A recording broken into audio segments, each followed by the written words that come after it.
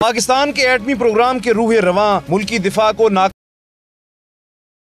जौहरी technology के पुरअमन इस्तेमाल से मुतल्लिक कई मंसूबों के खालिक और मायनाज एटमी साइंसदान डॉक्टर अशफाक अहमद हमसे हमेशा के लिए जुदा हो गए।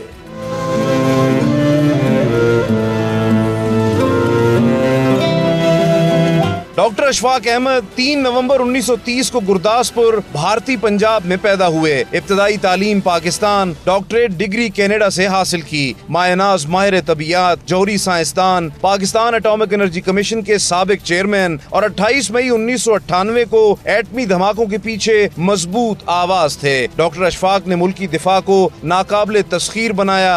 आप जौहरी तवानाई के पुरअमन इस्तेमाल के हामी रहे। एटमी बिजली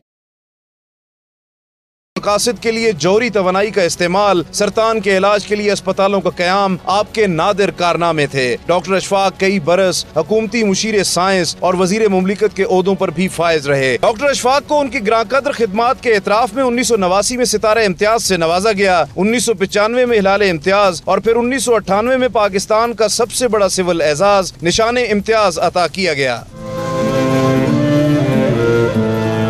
डॉक्टर अशफाक मुख्तसर अलालत के बाद जुमेरात 18 जनवरी को 87 बरस की उम्र में अपने खाले के हकीकी से जा मिले। डॉक्टर अशफाक ने सोगवारान में बेवा, 2 बेटे और पोते छोड़े हैं। उनकी नमाज जनाजा H11 कब्रिस्तान में अदा की गई। Chairman Pakistan atomic energy commission समेत अहम शख्सियात ने नमाज जनाजा में शिरकत की।